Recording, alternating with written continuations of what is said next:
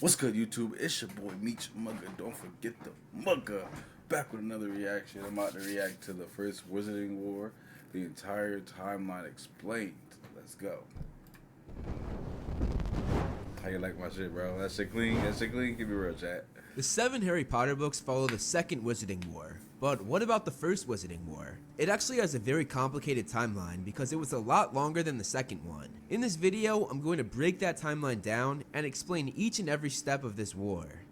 Before we start, I'm trying to grow my footprint on other social medias besides just YouTube, so it would be awesome if collect the Deathly Hallows and expose wizards to muggles, his goal being to have the wizards rule over the muggles. All of this was something separate and is referred to as the Global Wizarding War, which is what— real quick, bro. Disney, I know you'll never see this, but hire my boy, hire my boy back, bro.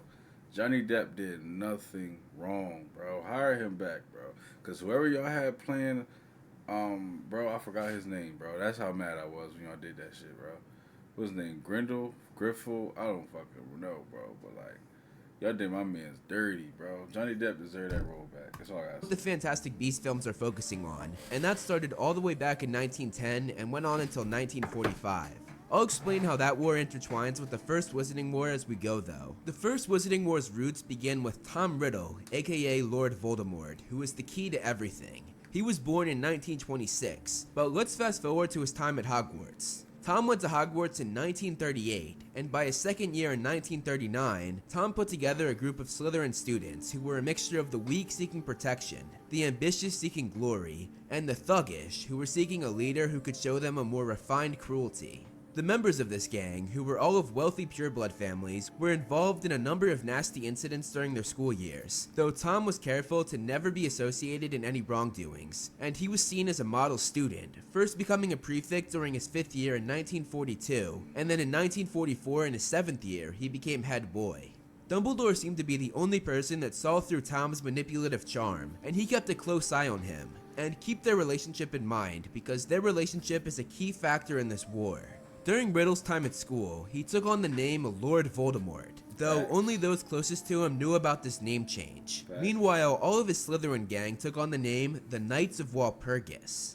While in school, Voldemort saw Dumbledore's true power during his final year at Hogwarts in 1945, when Dumbledore finally went into action to help stop the Global Wizarding War, and he dueled and took down Grindelwald. He locked Grindelwald in his own prison, and the Global Wizarding War was finally over.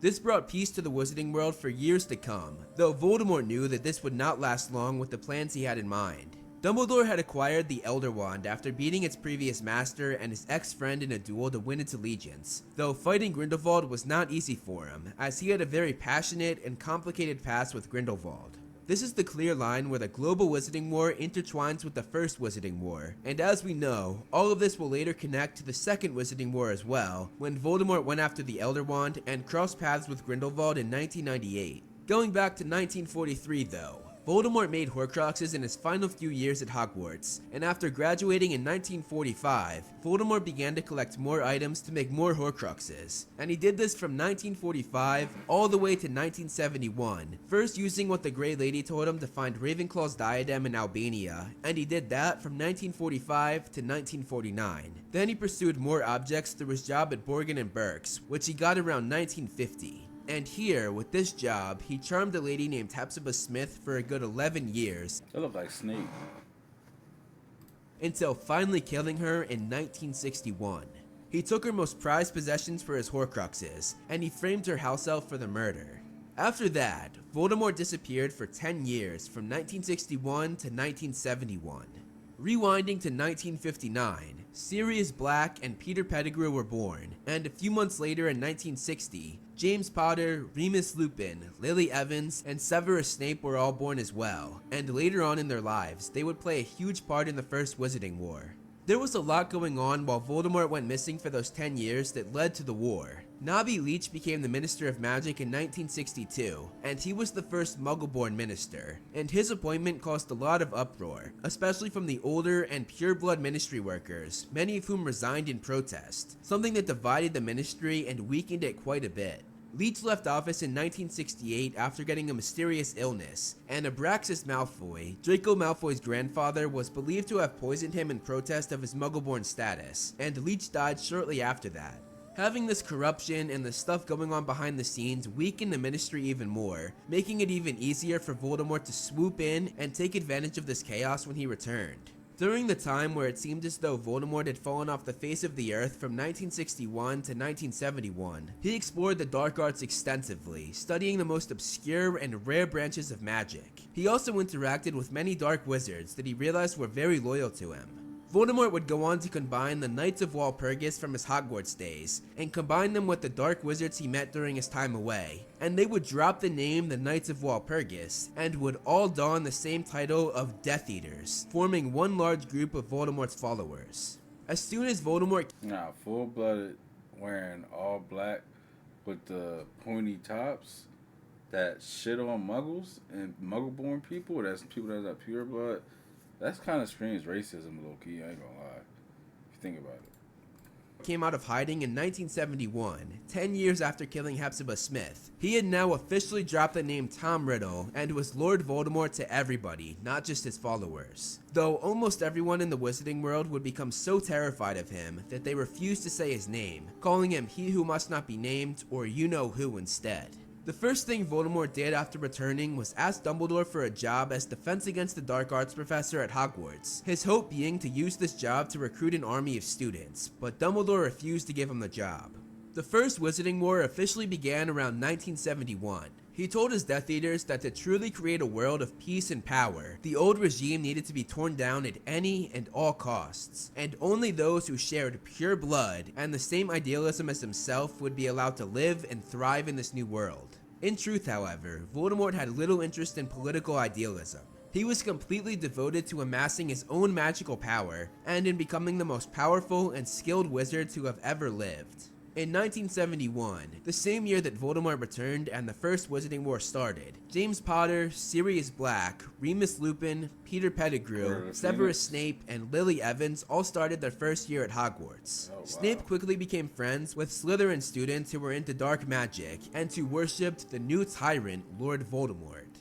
James, Sirius, Remus, and Peter all became really good friends, and they were Snape's enemy. James and Sirius bullied Snape a lot, and Snape returned the favor, but James and Sirius were normally the ones that came out laughing, something that would carve their futures and future decisions that would play a big part in the First Wizarding War. Yeah, I don't get talked about enough, they don't get talked about enough how much of a bully his dad was, bro, and then you see why Snape hated him, bro. He was an asshole, bro, come on. They had no idea of this at the time.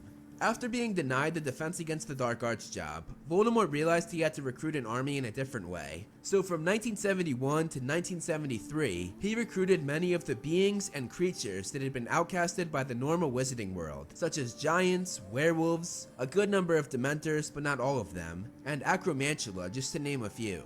This army of shunned beings, along with his Death Eaters, caused widespread destruction and mayhem, incidents that made up the early years of the war in the early 70s. Seeing Voldemort's army grow, Dumbledore realized that he needed an army of his own, and he too formed an army in the early 1970s. Dumbledore had to keep this under wraps though, because it wasn't an official Ministry of Magic resistance, but Aurors from the Ministry of Magic like Mad-Eye Moody did join to help the old and powerful wizard put a stop to, or at least control Voldemort's growing threat. The good thing was that the Ministry worked much better with the Order than they did in the Second Wizarding War. Other known members of the Order of the Phoenix for this war were Aberforth, Albus's younger brother, Mrs. Fig, a squib who would later go on to live on the same street as the Dursleys, Alice and Frank Longbottom, both of whom were Aurors as well, Mundungus Fletcher, Hagrid, and Fabian and Gideon Pruitt, who were actually Molly Weasley's brothers. There were also several others, most of whom had come across Dumbledore sometime in their life, and they all respected and trusted him with their lives, hence why they joined up with him.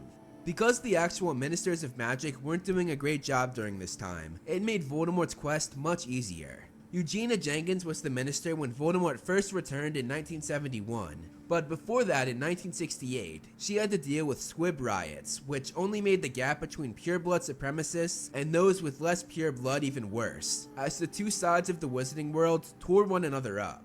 Jenkins then had to deal with Voldemort returning in 1971 when the world and ministry was already in chaos, and after about 4 years of trying to combat the Dark Lord, she was seen as incapable of meeting the challenge that Voldemort posed, and she was kicked out of office in 1975.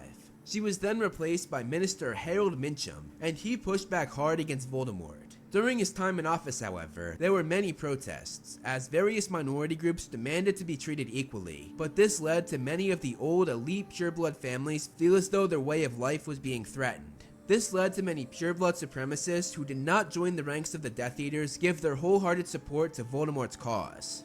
In 1976, Lily Evans, who was friends with Snape, tried to put a stop to James and Sirius bullying him, but Snape called her a mudblood, effectively ending their friendship, and something that sent Snape down an even darker path than before. At the end of their Hogwarts career in 1978, pretty much all Snape's friends were— Damn, Snape, I didn't know you get down like that. Fuck. Like, damn, I was actually starting to like you. You were my favorite character, but hey, I mean, fuck it. Bitch was mudblood. I ain't gonna cap. Fuck it. soon to be Death Eaters, and meanwhile, James and Lily became close and started dating. After graduating in 1978, James, Sirius, Lupin, Peter, and Lily all joined the Order of the Phoenix, and meanwhile, Snape joined Voldemort and became a Death Eater. The war was brutal, and the Order had to work hard, as they were outnumbered by a ratio of 20-1 by the Death Eaters. Fabian and Gideon Pruitt were murdered by a group of 5 Death Eaters. There were several Order members that disappeared. Families of Order members became targets, and it seemed as though the Order members were dropping like flies. Nevertheless, they kept fighting, and during this, James and Lily Potter, who had just gotten married, along with Alice and Frank Longbottom, all defied Voldemort himself 3 times, something that would play a part in the prophecy, which I'll get to in a bit. One thing that made Voldemort and his Death Eaters even more terrifying was the Dark Mark, which they would shoot up in the sky over a murder scene, paralyzing those who see it with fear. People— You said what? Okay, I got this comb on this Bugatti.